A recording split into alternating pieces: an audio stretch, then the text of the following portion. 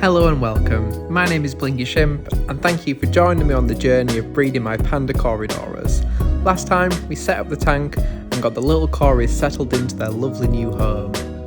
After a few days of gorging on high protein food, the Corys were very active and breeding was well underway. This was signified by the distinct T position that they form during the fertilisation process. Despite all this, I was still struggling to find eggs, so I decided to make some modifications. Firstly, I added in this big bunch of bull biters. This was mainly for the shrimp, as the Corys can be quite boisterous, so they'll definitely appreciate the additional hiding spaces and areas of cover.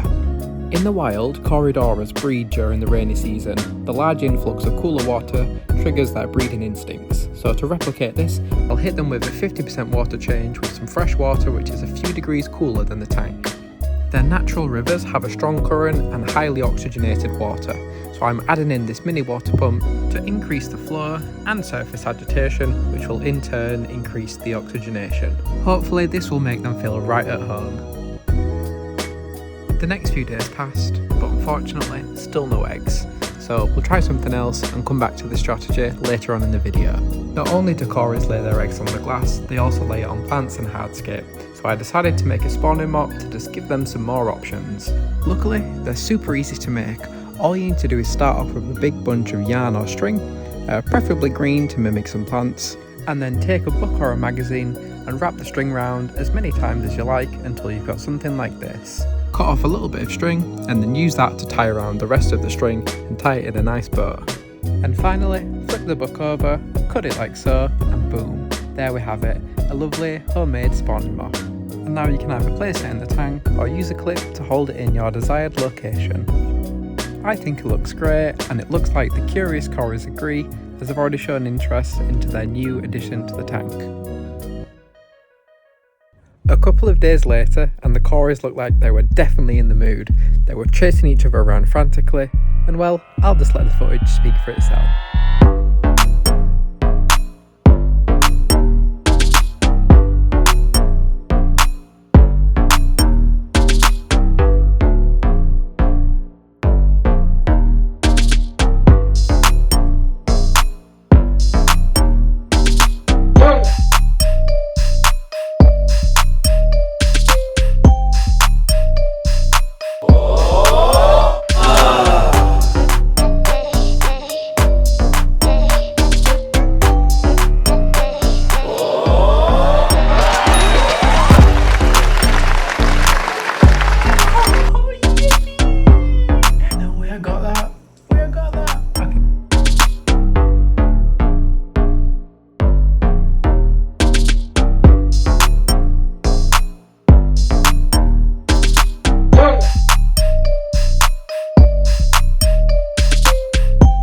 After the tee up, they usually wait 10 to 30 seconds to give the mill a chance to fertilise the eggs.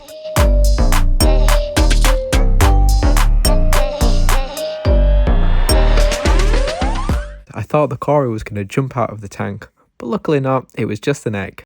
I'm so happy we're getting more eggs, so I'm going to try and get this one out with my finger. I'm going to be very gentle. Ooh. Oh! No! Oh, I bust it! Oh no, that was horrible. And here I learned a very painful but valuable lesson. Don't pick the egg straight away. The egg that you saw laid first, that one came out just fine because it had a few minutes to harden up a little bit. Whereas the fresh one, it was far too delicate and soft. So please learn from my mistakes and give it at least 10 minutes before you try to remove the eggs. But on the bright side, the one egg that we did successfully collect, I'm almost certain that it was fertilised as it's a golden brown colour and the unfertilised ones are usually white. And now I'd like to take a few seconds just to appreciate how awesome my lovely Neocaridina shrimp look. I'm using this jug as a makeshift hatchery. It's got the one egg in there, a litre of water and just some floating plants. I've got the airline tubing to provide some bubbles which will give oxygenation, keep the water circling around. This should hopefully prevent mould and fungus forming on the eggs. That's enough for today, so we'll come back tomorrow and check the spawning mop. There were 3 more eggs in the spawning mop, so we've got 4 in total. So now all we've got to do is wait. Corydoras eggs can take anywhere between 3 and 6 days. It all depends on the water sort of parameters and the temperature itself. 4 days later, and the first egg had hatched. Oh my god, I'm so happy the first one's hatched.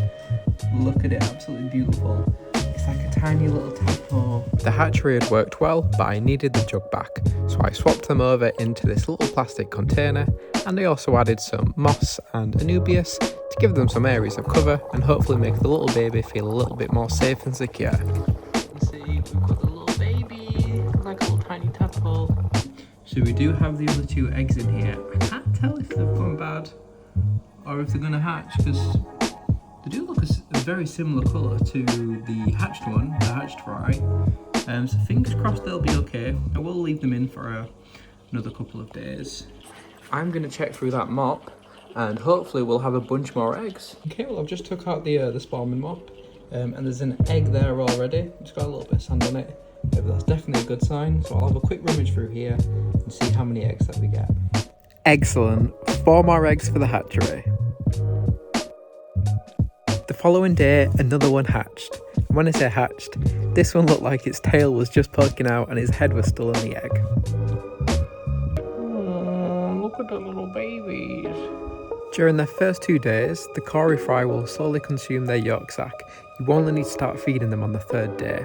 However, this can be quite challenging, as the fry are really small and the mouths are even smaller. Foolishly of me, I didn't have any prepared fry food, so I ground up some flake into a fine powder and tried feeding them with that. However, unfortunately, they didn't seem to be interested and I was unable to get them to eat anything. I made sure I removed and sucked out all the uneaten food in order to prevent the water from fouling, and I also gave them frequent water changes. However, on that 3rd day, I was unable to get them to eat, so I decided the following day I would get some prepared fry food. The following day when I entered the fish room, both of the poor little babies had died. I was absolutely devastated and so frustrated with myself. I tested the water that they were in and the parameters were the same as the tank water. I came to the conclusion that sadly they passed away, likely due to their lack of eating, as fry do need to eat multiple times a day. And to kick me while I was down, those 4 other eggs that we had, they didn't hatch. It was a somber day and a big reality check. Unfortunately, with fish breeding, it's very rare that you get things right the first time, and in many cases, mistakes can be fatal. So be resilient, learn from your mistakes, don't give up, and try again. The following weeks were very slow. I had barely any eggs and no successful hatching. But eventually, we got 2 more hatched fry, and this time, the timing was dreadful. I was going away for a couple of days, so frustratingly, there'd be no one at home to feed the poor little things. And sadly, history would repeat itself. But at least I got to see this funny looking seagull chick. Look, it's opened its mouth, it wants food. You hungry? Oh, you're so cute. And I even managed to spot some shrimp out in the wild. I think these are the brown shrimp, also known as the common shrimp, which are found in rock pools and shallow waters in the UK.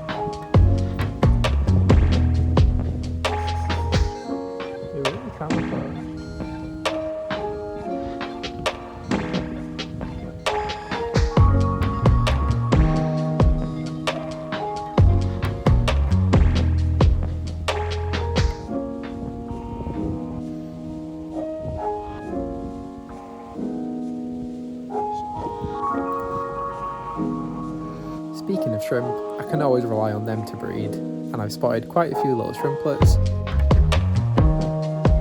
and even this fairly grown up one which resembles the shrimp that we saw in the sea.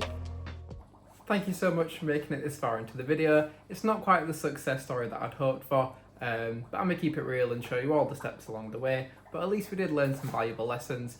So number 1, when eggs are first laid, they're very fragile and delicate, so give them some time to harden up before you try to remove them. And also, planning and preparation is key. So if you're going to hatch some eggs, make sure you've got the right food to feed them straight away, and also maybe even have a backup in case the first food doesn't go to plan. Eggs and fry require a lot of care and attention, so if you know you're not going to be there for the full grow up process, don't be pulling out eggs from the tank. I promise we will eventually breed some Corys, we will get success in the end, I will not give up, so subscribe if you want to see that, and here's a little sneak peek and a future skate video to come. But thank you very much for watching, I really appreciate it. My name is Blinky Shimp, and I'll see you later, fish friends.